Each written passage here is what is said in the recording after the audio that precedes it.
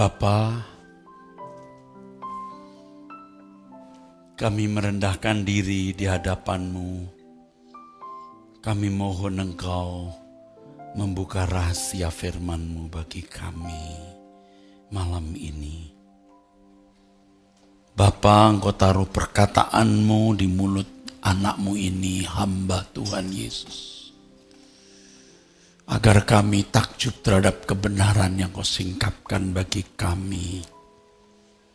Engkau dimuliakan Bapa. Di dalam nama Yesus Kristus Putra-Mu Bapa, kami sambut firman-Mu. Haleluya. Amin. Amin. Silahkan duduk saudaraku sekalian.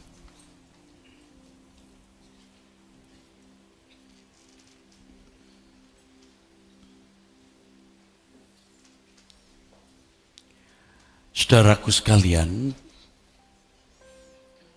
akhir-akhir ini pikiran saya tercengkerami oleh kebenaran di dalam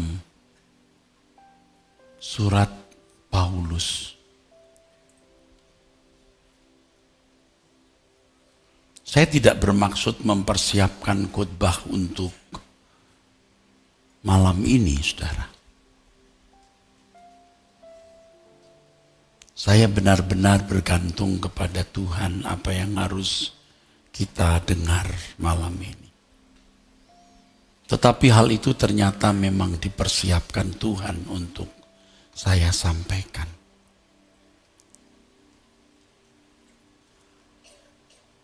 Pertama tertulis dalam 2 Korintus pasal 5, saudara.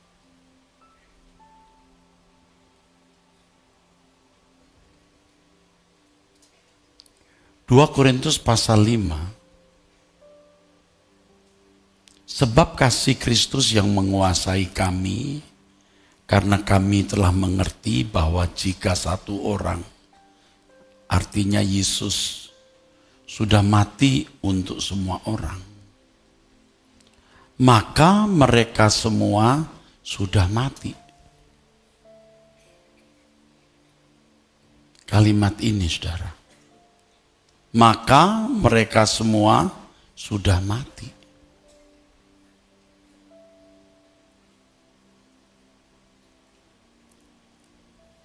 Di dalam Kolose pasal 3, ayat yang ketiga, sebab kamu telah mati,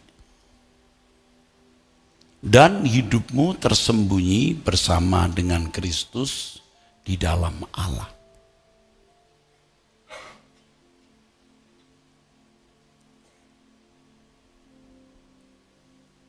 Dua surat ini, surat pastoral atau surat penggembalaan, ditulis oleh Rasul yang sama, Rasul Paulus.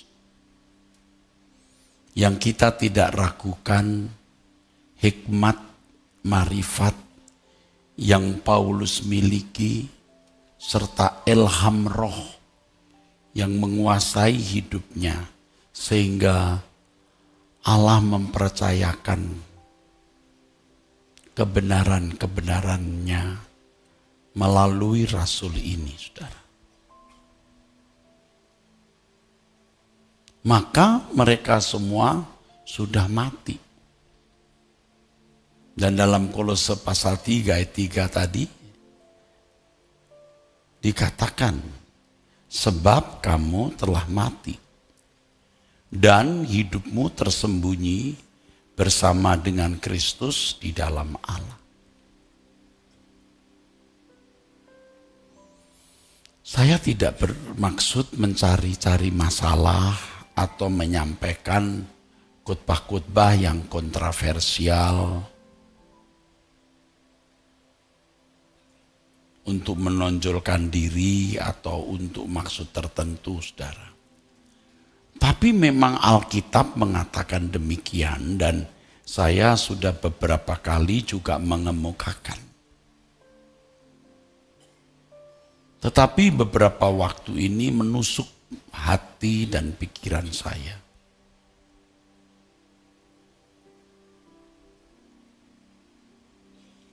Maka mereka semua sudah mati.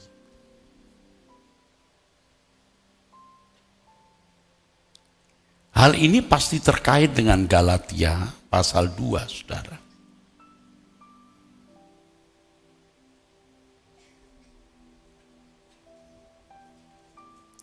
Ayat yang ke-19 dan 20.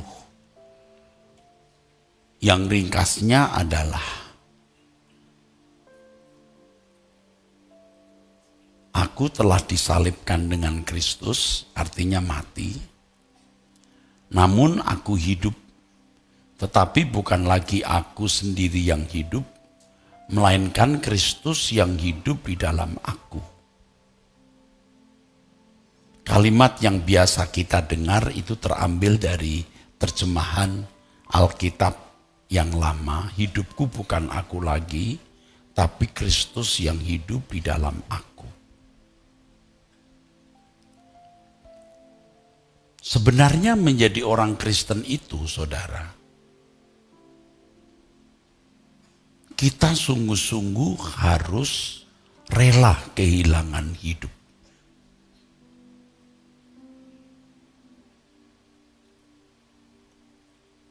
Rela kehilangan hidup.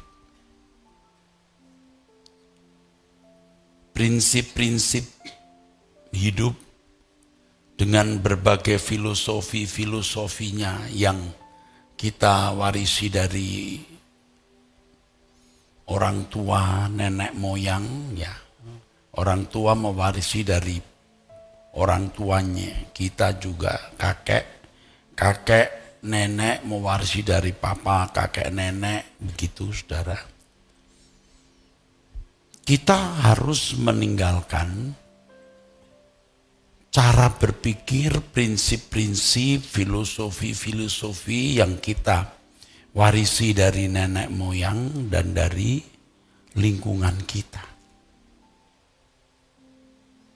Lalu mata kita harus tertuju kepada Injil untuk menyerap apa yang Injil ajarkan kepada kita.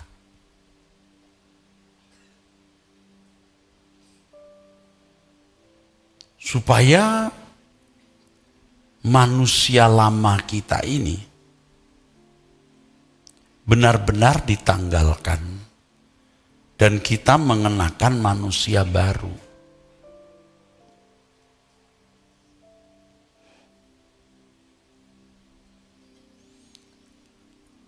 Benar-benar kita mengalami kematian, saudaraku.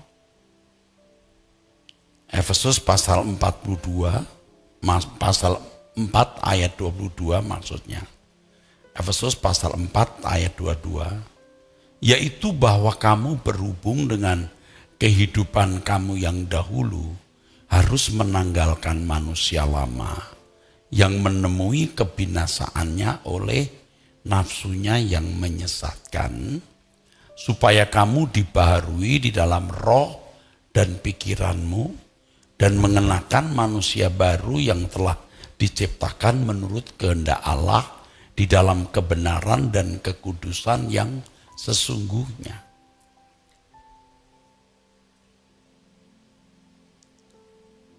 Saya gunakan kalimat yang abstrak, tapi nanti akan saya jelaskan ya saudara. Kita seharusnya rela kehilangan hidup, rela tidak memiliki hidup atau kehidupan, agar model kehidupan atau model hidup yang Allah kehendaki itu sepenuhnya kita kenakan. Dan model hidup atau model kehidupan yang harus kita kenakan, itulah model kehidupan yang dikenakan oleh Yesus.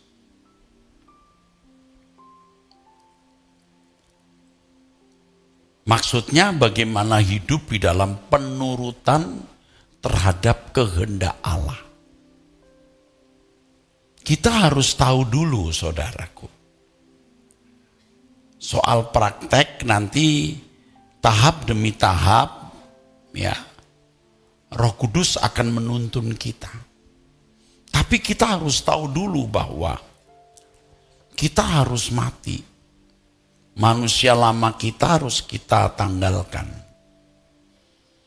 Kita harus benar-benar mengenakan manusia baru dengan prinsip-prinsip kebenaran yang Alkitab ajarkan kepada kita oleh pimpinan Roh Kudus tentunya, supaya kita menjadi manusia yang baru,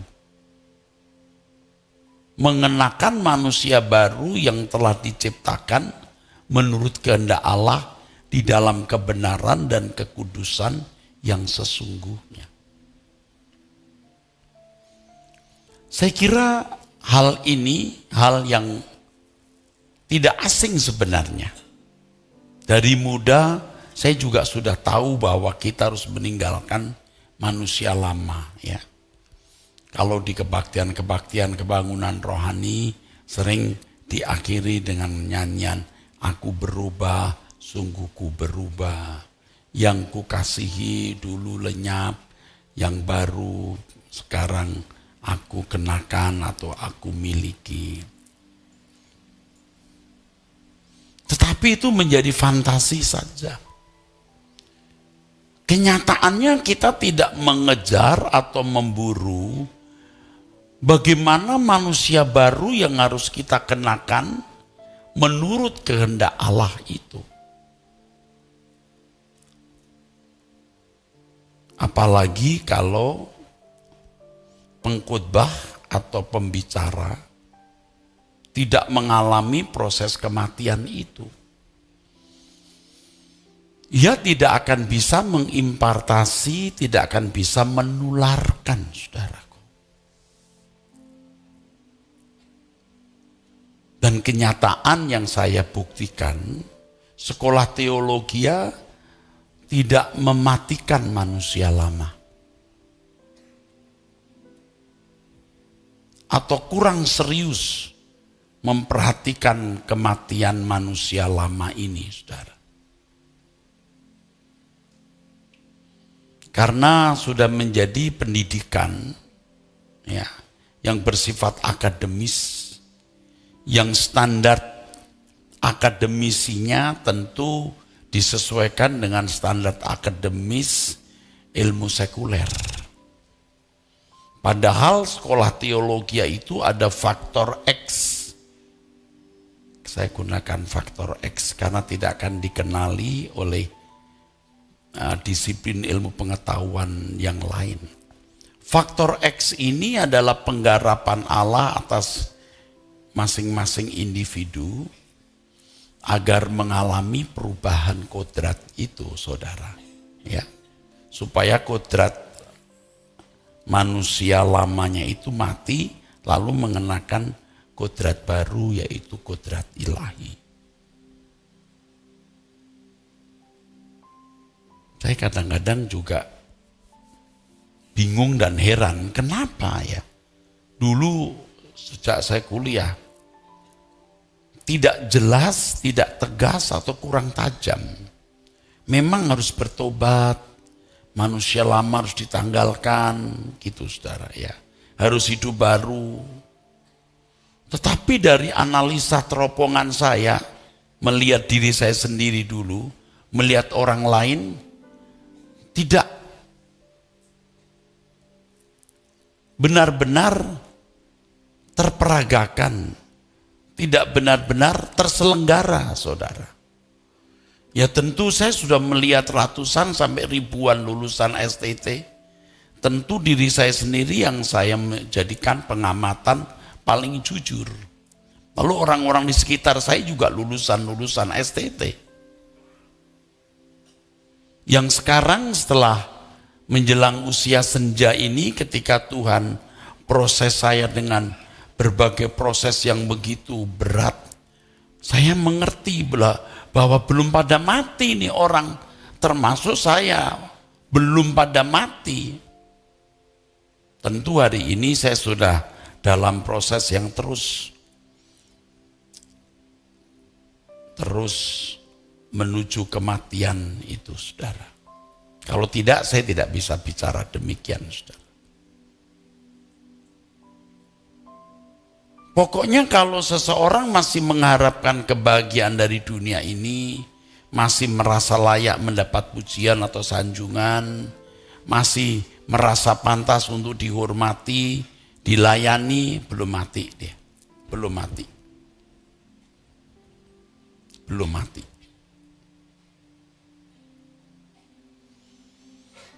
Kenapa saya berkata saya tercengkerami dengan ayat itu? Karena Tuhan mengajar saya begini. Ini para pendeta mesti dengar.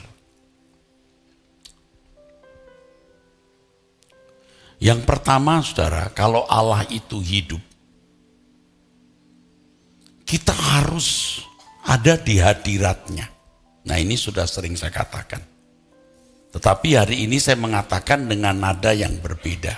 Karena saya sudah masuk ke satu kawasan yang baru yang saya tidak bisa kemukakan. Dengan lengkap. Kalau Allah itu hidup, harus ada percakapan yang tiada henti. Harus dalam satu kesadaran terus menerus bahwa kita ada di hadirat Allah. Nanti cirinya satu, kita tidak takut menghadapi apapun. Yang kedua, kita pasti hidup di dalam kesucian Allah. Tiga, pasti kita punya pikiran perasaan Allah. Sikap kita terhadap orang lain pasti di sini. Ya. Kalau Allah itu hidup, kita bisa menarik ya, kehadirannya di dalam hidup kita. Apalagi sebagai seorang pendeta yang berdiri atau di depan jemaat ini, dia harus mewakili Tuhan. Kalau tiap hari tidak berjalan dengan Tuhan, tidak mungkin dia mewakili Tuhan. Yang kedua, ini terkait dengan khotbah ini. Kalau kita mau menyampaikan firman Allah, itu setiap hari kita harus menyampaikan firman Allah. Dalam setiap percakapan itu tidak ada kata yang tidak patut kita ucapkan. Perasaan kita terhadap orang lain, pikiran kita terhadap sesama kita tidak boleh meleset. Harus pikiran perasaan Kristus. Kita harus sejak pagi ketika bangun, lalu menghadapi setiap individu, kita harus mulai berjaga-jaga. Mulai berhati-hati. Ini perasaanku, pikiranku atau perasaan Yesus. Makanya kita berdoa, Tuhan tolong aku untuk bisa mengenakan hidupmu. Tidak mungkin kita punya kebencian terhadap orang lain atau langkah-langkah licik. Nggak mungkin. Saya sudah melihat kalau hamba Tuhan sudah umur, sampai dia tidak tahu kalau dirinya itu licik. Sombong, masih ingin terhormat. Termasuk saya begini, kalau sampai tidak terbuka benar-benar, mati saya, saudara. Tapi sekarang saya belajar. Dan untung yang masih muda-muda, lebih muda dari saya sekarang, lebih muda jauh, bisa lebih muda 15-20 tahun, bisa lebih muda 25 tahun, ya. Sudah mengerti bahwa kamu kalau mau diurapi Tuhan waktu khotbah di mimbar seperti ini, itu setiap hari perkataanmu harus perkataan Tuhan. Bagaimana setiap hari kamu berkata-kata sembarangan lalu di mimbar kamu menyampaikan firman, omong kosong itu. Omong kosong. Coba kalau kamu ngomong sembarangan, bercanda sembarangan, ngomong sembarangan, lalu khotbah di mimbar, tidak mungkin suara Allah. Makanya ya kepada hamba Tuhan ya, bersyukur ya, saya beritahu ya. Saya tidak tahu saya bisa menjelaskan enggak nih. Ilmu tentang Tuhan tertulis di Alkitab. Artinya Alkitab mencatat tindakan Tuhan, perbuatan Tuhan, kisah-kisah mengenai jejak Tuhan. Lalu teolog merangkai, menyimpulkan menjadi sistematika ilmu tentang Tuhan. Paham? Paham? Tetapi apakah dia ketemu Tuhan? Itu masalahnya. Nah, banyak orang, hampir semua, kalau sudah bisa membuat rumusan tentang Tuhan, dia merasa sudah cukup. Padahal mestinya ketemu Tuhan dan berjalan dengan dia setiap hari. Mahasiswa STT, kalian dengar, katakan amin. Lebih keras. Jadi jangan hanya karena punya ilmu tentang Tuhan kamu merasa cukup. Kalau Bapak ajar kamu setiap hari minimal 30 menit berdoa minimal, itu untuk masa depanmu nak, bukan masa depanku. Saya sudah senja, apa yang saya sampaikan ini berguna sekali. Tapi sebenarnya seluruh jemaat harus mengerti, kalau saudara punya Tuhan yang hidup, saudara harus temui. Kalau hanya pengetahuan tentang Tuhan, Anda tidak mungkin bisa mengenakan pribadinya. Tidak mungkin. Secakap apa, secakap bagaimanapun saudara mengerti isi Alkitab dari ilmu, tapi tidak ketemu langsung Tuhan, tidak mungkin Anda terpapar, terimpartasi, tertular sifat pikiran perasaan Allah. Katakan amin.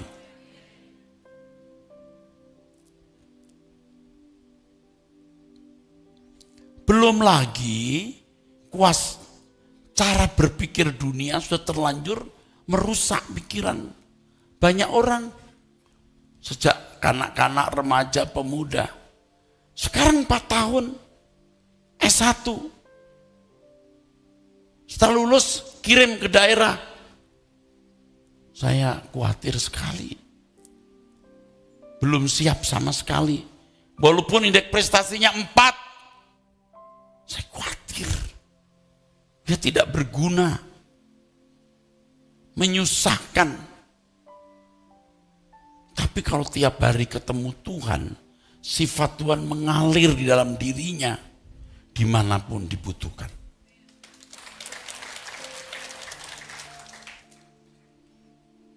Tolong ya, saudara-saudara yang akan menjadi pengganti saya, perhatikan ini. Saya tidak berlebihan, saya beritahu, saya saksikan. Saya tahu ini waktu saya berdoa. Semalam saya berdoa. Menjelang jam 3, jam 2:38 atau jam 2:37. Saya berlutut di ruang hotel. Karena saya berkhotbah di Solo. Nanti malam jam 2 pagi saya ke Kupang. Besok malam sudah ada di Jakarta. Hari Kamisnya maksud saya.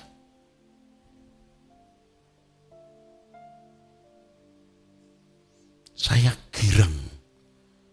Mau capek begini. Girang, kenapa? Aku berjalan dengan Tuhan. Saya melatih berjalan dengan Tuhan. Saya girang. Nah, jam 2:36, 37, 38 sekitar itu, saya berdoa, Tuhan yang mengajari saya.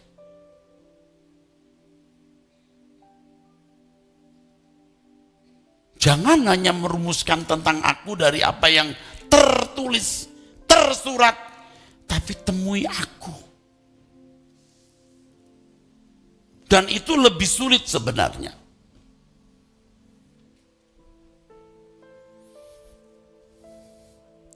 Sebab kalau kita berdoa ya, kita seperti kadang-kadang bicara ke ruangan kosong gitu. Lalu Tuhan seperti tidak ada, tidak hadir. Kita harus tekun menantikan Tuhan. temui Tuhan, dengar suaranya.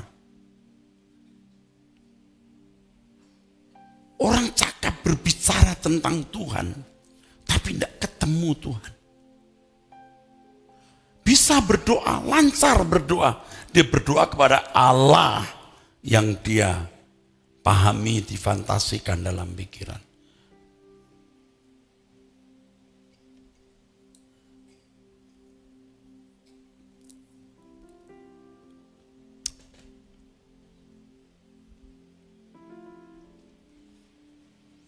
Saudara juga harus begitu, temui Tuhan. Kalau Anda tidak menemui Tuhan, Anda tidak terimpartasi, terpapar, tertular sifat karakter Allah. Saudara tidak mungkin bisa mematikan manusia lama. Tidak mungkin. Kalau hanya apa yang tersurat di kitab suci, Anda baca, Anda mengerti di pikiran, Anda nggak ketemu Tuhan yang dibicarakan dalam kitab suci. Nggak mungkin Anda berubah. Katakan amin.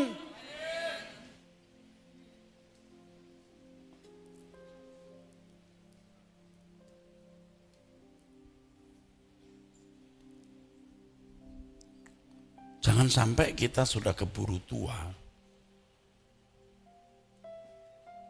Kita tidak pernah dipenuhi Roh Kudus. Kalau saya berdoa kadang-kadang begini, let me drunk in the Holy Spirit, God. Buat aku mabuk di dalam Roh Kudus. Lalu Tuhan bicara begini, gimana kamu mau mabuk kalau tiap hari kamu gak mabuk? Serius. Let me drunk in the Holy Spirit, Lord. Lalu Tuhan bicara begini, gimana kamu mau mabuk kalau kamu gak mabuk tiap hari? Tiap harus dipenuhi Roh Kudus. Dipenuhi Roh Kudus. Kita gak usah bilang let me drunk in the Holy Spirit. Kita udah terang sendiri. Kita gak mungkin ngomong yang boten-boten. Gak mungkin kita berbuat dosa. Gak mungkin kita punya kesenangan-kesenangan dunia. Ingat ini ya, penerus-penerus saya nih ya. Saudara yang pimpin doa pagi, ingat itu. Let you drunk in the Holy Spirit. Mabuk di dalam Roh Kudus. Ya, supaya engkau pecah hati menyembah, hancur hati menyembah. Saya bukan mau mengatakan saya lebih hebat atau paling hebat. Coba lihat kalau saya doa, hampir nggak pernah tidak menangis. Sekarang saya nikmati.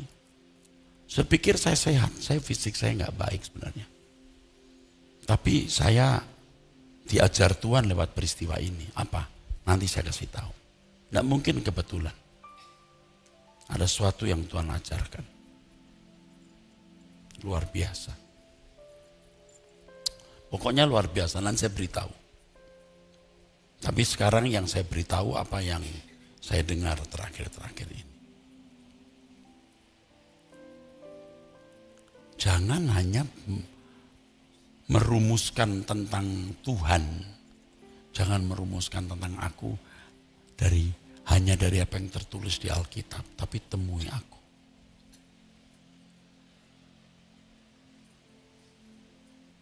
Saudara semua juga bisa menemui Tuhan. Terutama siswa STT nih, kamu setiap hari saya suruh berdoa 30 menit. Kalau tidak, kamu gak ketemu Tuhan kamu. Kamu ngomong kosong aja, kamu di mimbar, kamu khotbah dari apa yang ditulis di dalam buku-buku atau kamu dengar seminar ceramah orang, kamu sampaikan lagi. Gak ada sentuhan roh dan itu tidak mengubah. 30 menit kamu mesti berdoa. Paling tidak itu. Dalam fisik saya yang lemah, saya berlutut Pak. Jam 2, nanti jam 1, saya panggil nama Bapak di surga.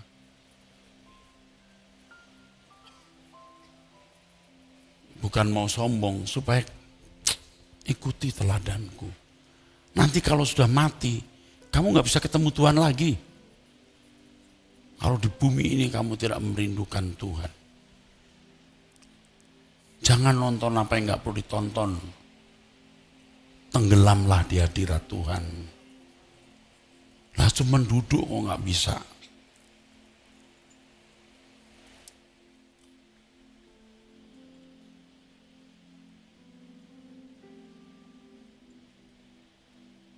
Kita doa 1,5 jam, udah bisa ya, serasa cepat gitu ya. Nanti kita doa 2,5 jam.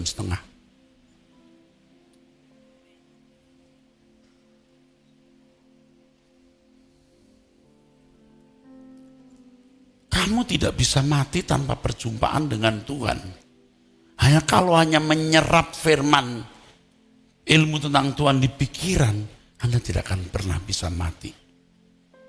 Karena pengetahuan bisa diterima lewat pikiran.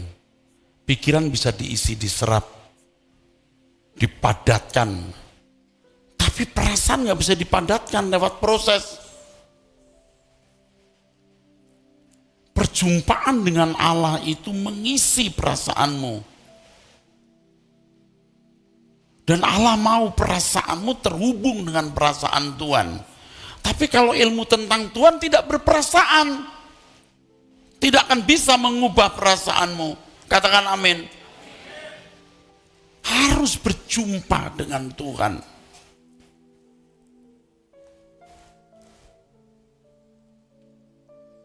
Tidak mungkin perkataan ini keluar dari orang yang hanya membaca buku, betul. Dengan nada seperti ini, dengan kecemasannya, dengan setengah marah, setengah kesel, setengah jengkel gitu, paham ya? Ada perasaan gusar gitu. Kenapa kamu nggak nyari Tuhan? Bisa nonton TV 1-2 jam, 30 menit dulu diam tidak. Bagaimana bisa mengalami Tuhan? Bagaimana bisa berubah? Nggak mungkin. Amin. Saudara tadi dengar, nanti saya baru pulang dari Solo, nanti jam 2 pagi saya udah berangkat. Kasihan Pak. Enggak, aku happy. Aku bisa bergaul dengan Tuhan. Di pesawat aku doa, aku pakai masker. Kalau komat kamit nggak dilihat orang. Aku happy. Nanti baca Alkitab. Kembali di sini. Dalam fisik yang tidak fit pun enggak masalah. Buat saya begini, yang penting aku bersama Tuhan. Kalau aku bahagia dengan Tuhan hanya pada waktu saya fit, aku tidak teruji.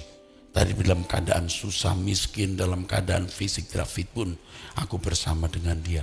Dia kebahagiaanku. Jangan menjadikan Tuhan sekedar bayangan, fantasi, hanya dengar dari Pak Eras cukup. You temui sendiri. Jumpa sendiri. Amin. Jumpa sendiri, Pak.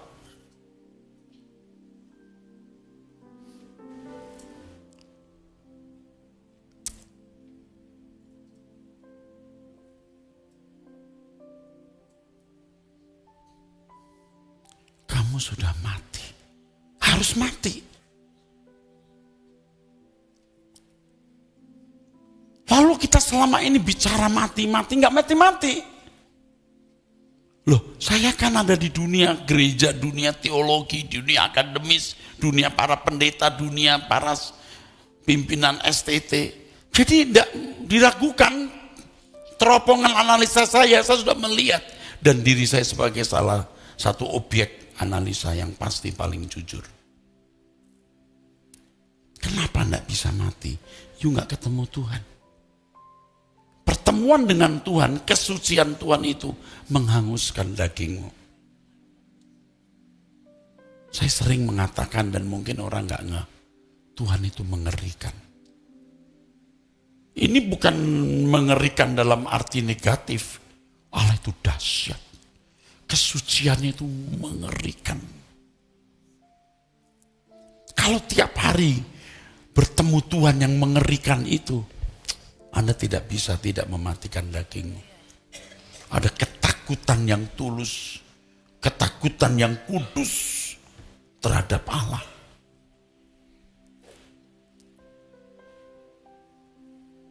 Ayo semua kita berubah.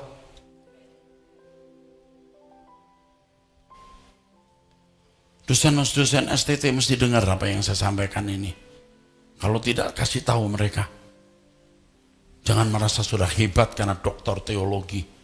Kamu doktor kertas, tapi belum doktor di hadirat Allah. Kamu doktor buku, tapi belum doktor di hadirat Allah. Di hadapan Tuhan, setiap saat.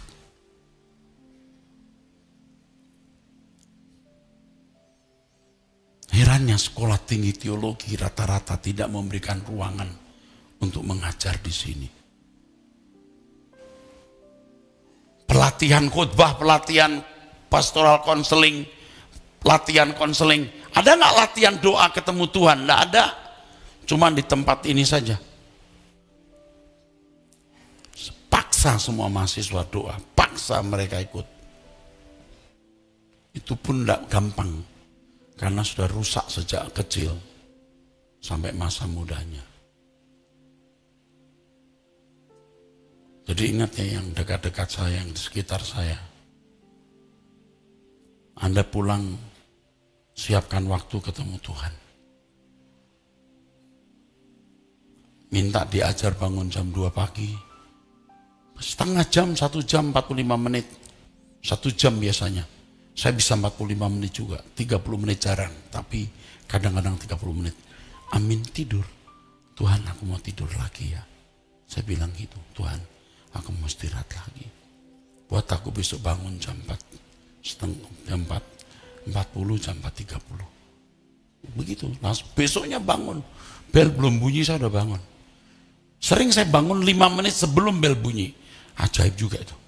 Siapa yang ngajarin itu? Tubuh saya otomatis. Anda punya kesempatan banyak untuk berubah. Masih muda.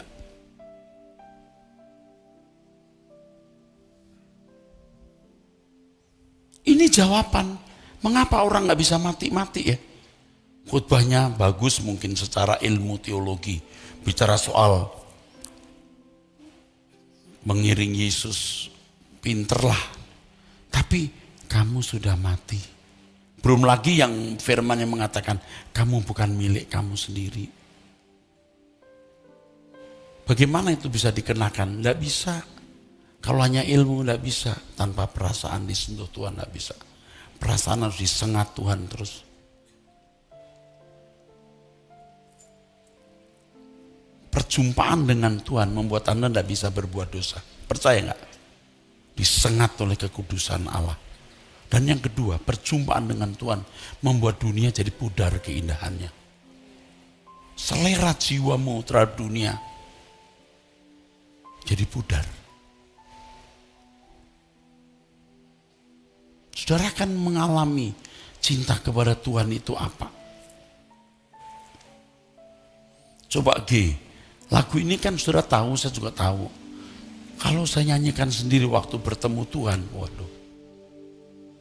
Buatku tinggal di dalam, selalu ada.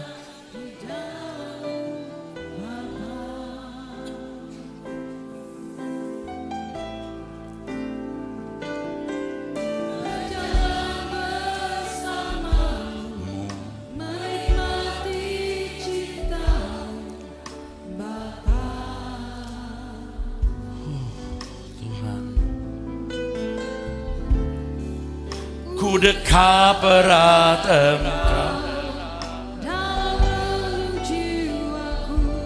menyatu denganmu, perkenankanku menjadi kekasih abadimu. Haus hatiku,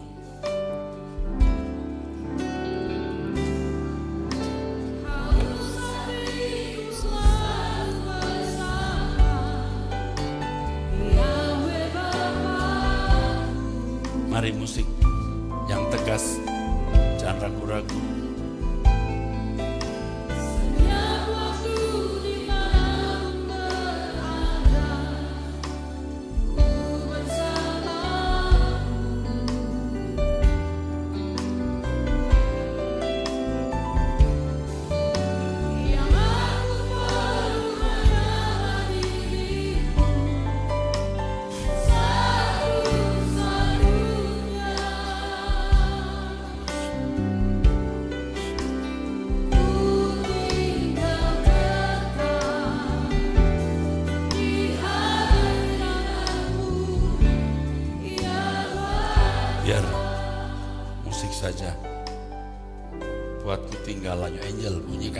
biolamu.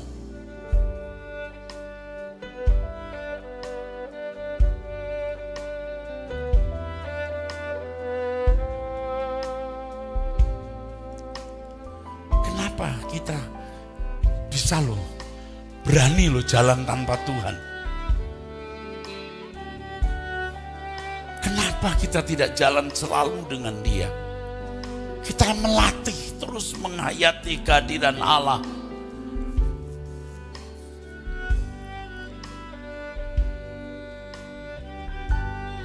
Dan itu bisa terjadi kalau kita punya waktu khusus bertemu dengan Tuhan. Mengalami perjumpaan dengan Tuhan setiap hari. Makin lama pertemuan itu akan makin menstimulasi, merangsang saudara berjalan dengan Tuhan setiap hari.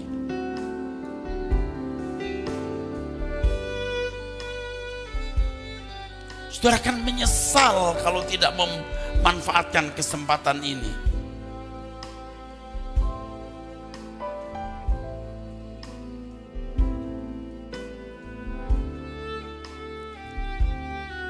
Dulu saya nggak ngerti kenapa ya ini teolog-teolog yang hebat kok kelakuannya begitu ya.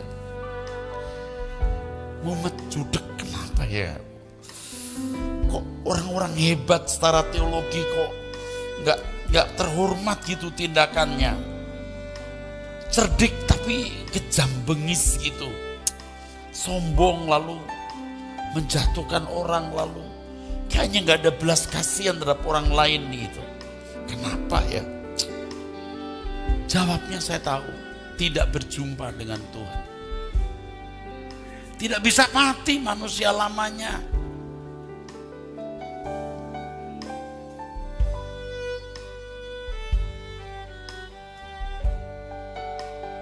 Ada waket satu di sini STT Pak Agustinus. Siapkan waktu untuk ketemu Tuhan. IIP boleh, belajar bahasa Inggris setiap hari bagus. Tapi doa siapin. Kita perbanyak meditasi, diajar meditasi, berdiam diri. Saya pimpin nanti. Pak Yehuda bisa pimpin. Pak Agustinus juga bisa pimpin. Yang di Medan, yang di Kupang, perhatikan. Pasti mengikuti khotbah ini. Kalau kita hanya melahirkan sarjana-sarjana berindeks prestasi tinggi tanpa perjumpaan dengan Tuhan, Aduh, ini sudah begitu. Kita hanya melahirkan orang-orang yang cari nafkah, cari hidup, bukan memberi hidup.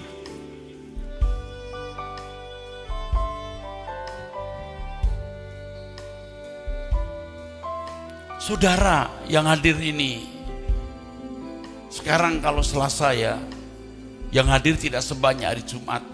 Tapi kalau saudara hadir hari Selasa, saudara itu keluargaku. Saudara saja menangis bersama. Tapi saudara tidak akan bisa menangis bersama kalau tidak bisa menangis bersama di hadapan Tuhan. Ayo kita berkemas-kemas dan kita mengerjakan pekerjaan Allah Bapa di sisa umur hidup ini. Jangan takut soal uang, biaya dan lain-lain. Itu urusan yang Tuhan akan selesaikan. Yang penting kita penuhi bagian kita. Haus hatiku, mari semua menyanyi haleluya.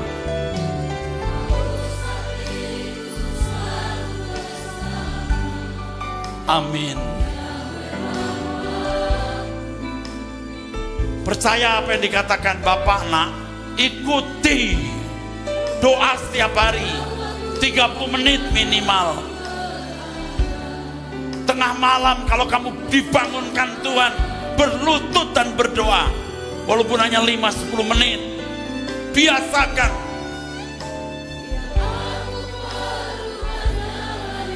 Setiap saat renungkan, hayati Tuhan hadir dalam hidupmu.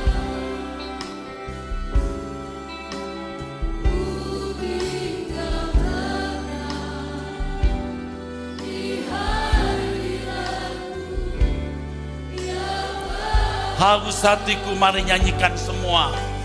Shinakara mata tata masalomis. Kiare lama mama takasaniaso. Amin, amin, Bapa. Sinorakara lama mama tasipo mata sekar sakusian. Lama kamasakis. Amin. Haleluya. Amin.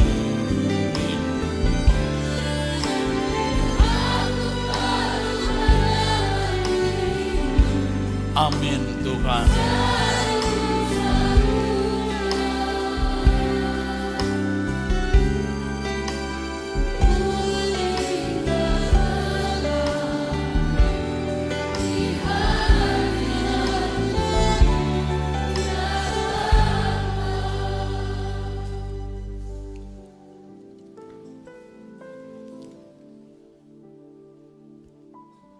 Ini masalah yang saya hadapi.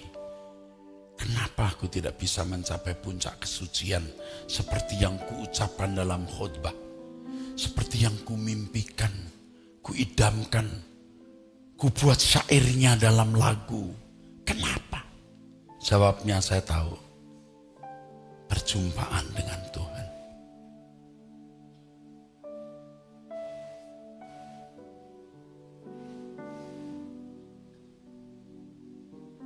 Kita bukan kurang kerjaan, saudaraku. Kalau pagi kita bangun berdoa jam 5 atau tengah malam kita berdoa,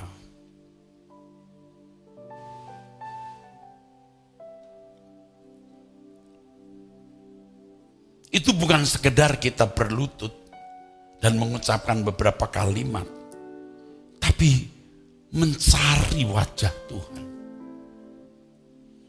Mencari hadiratnya.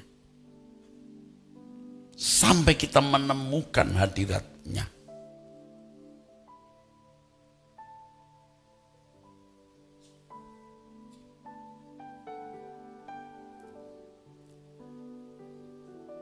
Jadi kita mengerti kenapa orang-orang seperti Abraham, Daud, Daniel, Yusuf, orang-orang hebat. Mereka tidak punya Alkitab. Tidak punya buku teologi. Tapi mereka punya Tuhan yang ditulis dalam Alkitab kita ini. Amin. Mereka bertemu dengan Allah yang ditulis Alkitab. Ini kebalikan dengan manusia hari ini. Punya Alkitab, belajar dari huruf-huruf yang di Alkitab. Membuat kesimpulan, definisi, dan format-format teologi. Tapi tidak bertemu dengan Tuhan yang ditulis di Alkitab.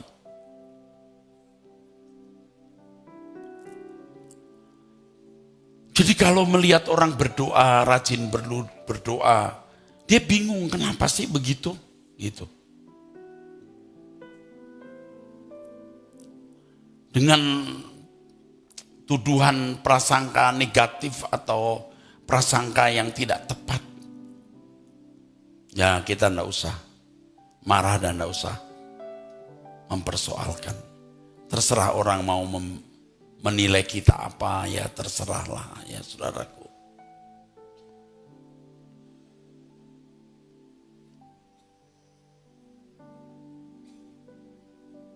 Tapi kita mau sungguh-sungguh saudara-saudara. Menjadi orang-orang yang bertemu dengan Tuhan.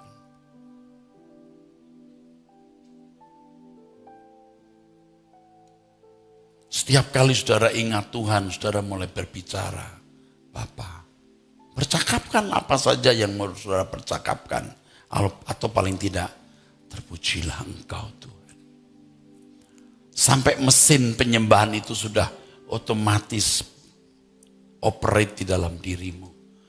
Ya. Mesin doa itu, ya, bukan tanpa perasaan ya. Saya pinjam kata mesinnya. Dinamika dialog itu dengan sendirinya. Lalu tadi saya tambahkan untuk para pendeta, jangan ucapkan kata-kata yang tidak perlu. Jadi juru bicara Tuhan dalam segala hal. Kalau kalimat yang lebih lagi dari ini adalah menjadi representasi Tuhan dimanapun kita berada. Kita ini mewakili Tuhan Yesus. Bertindaklah seperti Yesus bertindak. Katakan amin. Dengan kasih lemah lembut, dengan kekudusan, kesucian, kejujuran, saudaraku sekalian. Kita menjadi wakil Tuhan setiap hari dimanapun kita berada. Maka waktu kita di mimbar, kita baru bisa jadi wakilnya Tuhan.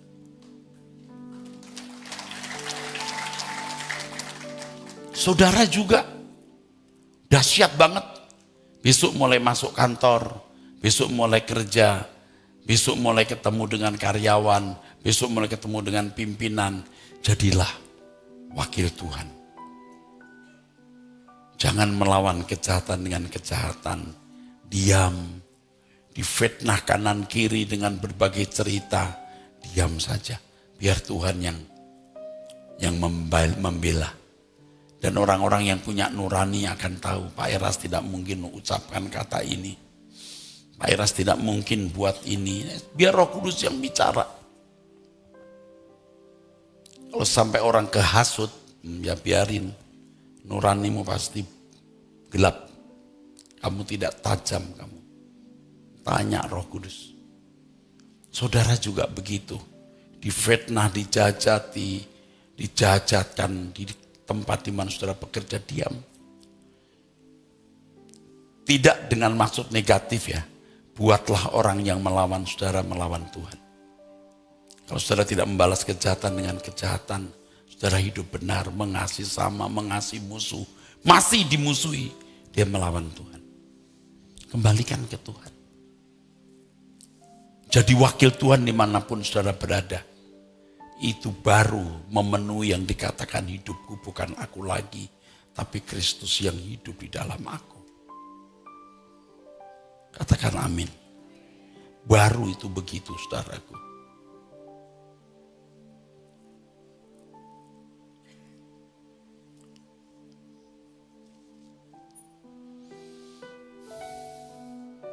Yuk kita sungguh-sungguh mau berubah sejak malam ini. Katakan amin. Beri kemuliaan.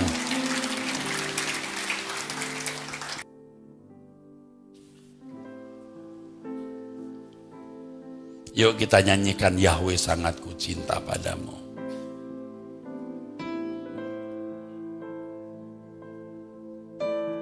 Yahweh sangat ku cinta padamu dengan, mari choir ambil tempat, dengan hatiku, dengan segenap akal budiku, jiwa membara cinta padamu. Yahweh, ku berhutang kepadamu, kau beri Yesus kesayanganmu, korban untuk keselamatanku. Bapa betapa besar, Yahweh sangat ku cinta. Yahweh sangat ku cinta dengan segenap hatiku, dengan segenap akal budiku, jiwa membara cinta padamu. Yahweh ku berhutang. Amin.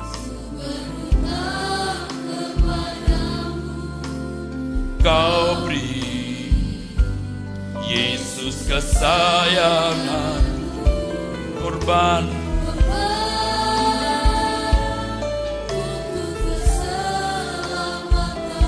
Bapa betapa besar. Mari kita berdiri. Dengan apa?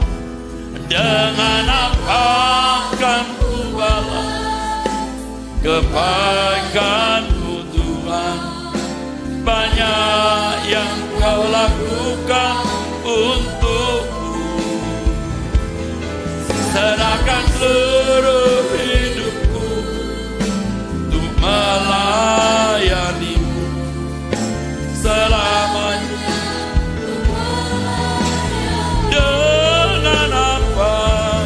Dengan apa akan ku balas kebaikan-Mu Tuhan.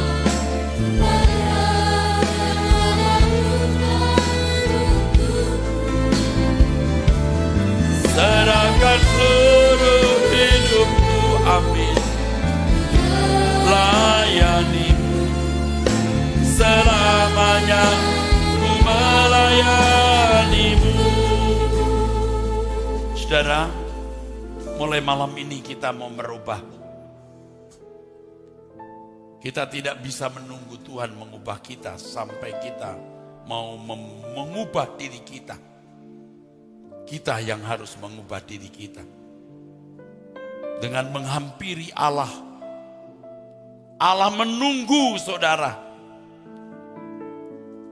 Allah menanti saudara. Hamba-hamba Tuhan, yuk kita berubah. Jelas pesannya.